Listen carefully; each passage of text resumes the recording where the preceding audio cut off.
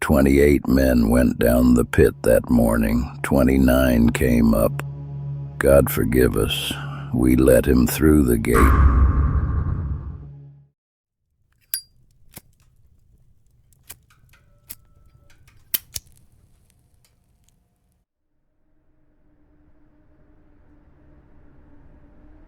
Pencrwm Colliery sat above Cwmcastell, and in the spring of 1973, the coal board decided it had taken enough men out of that hill. They asked the retired banksman back for the closing down. I was the youngest. I was 61. I had worked the cage at Pencrwm from 47 until my back went in 68. The banksman is the man at the top. You count the lamps in, you count them out. If a number does not match, you ring the bell. That was the rule. There was a board nailed above the bell, tally must match, painted by a man called I4 Pew in 1930-something. I4 was dead before I was hired. We had 28 men on the books. 2 were my cousins. The Wednesday went down quiet. 28 in, 28 out. I slept like a stone.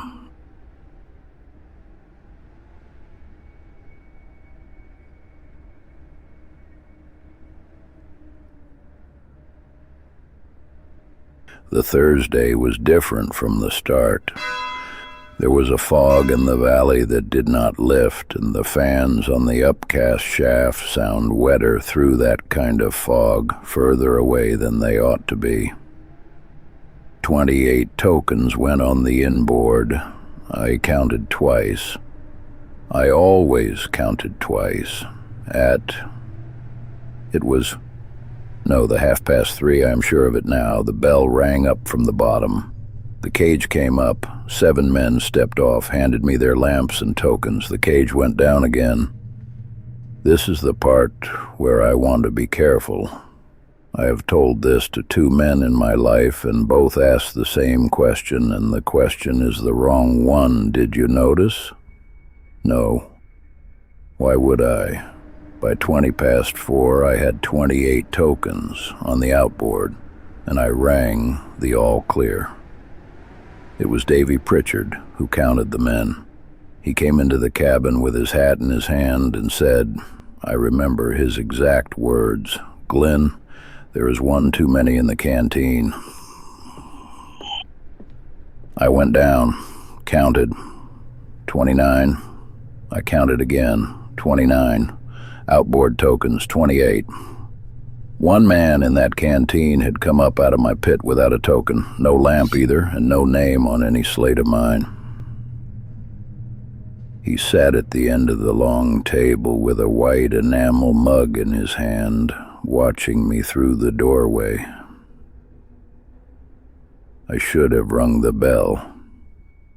Tally must match. Stop everything.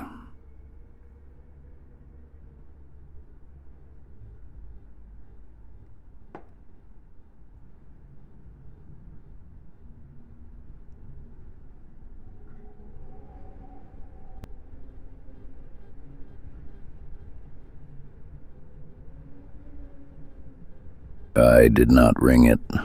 The men were tired. It was the second to last shift of the pit. There was a wake to be held that night for the colliery itself. If I rang that bell, I was going to hold 29 men in a fogged-in canteen for 3 hours while the manager drove up from Cardiff. So I did the other thing. I walked into the canteen, did not look at the man at the end of the table, and said, "Right, boys, off you go."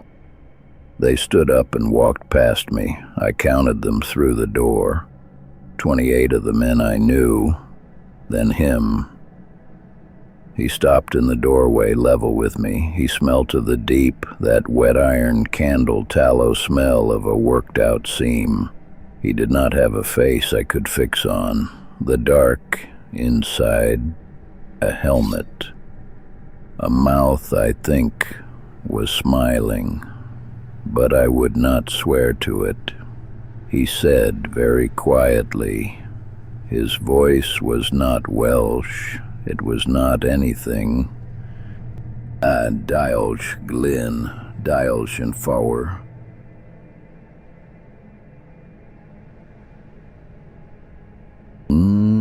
Thank you, Glyn.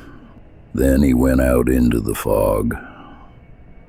The coal board sealed the shaft on the Saturday with a concrete cap 8 feet thick. A photographer from the Western Mail took a picture of the 3 banksmen by the wheelhouse. In that picture, there is a 4th man at the edge of the frame. None of us put him there. I have lived in Cwmcastell ever since. Every winter, on the Thursday of Easter week, I keep a notebook in the kitchen drawer. The lights on in this valley after midnight are always one more than the houses on the rates. I do not knock on doors I do not know. I do not answer mine after dark. And in 51 years, I have not once said thank you to a stranger.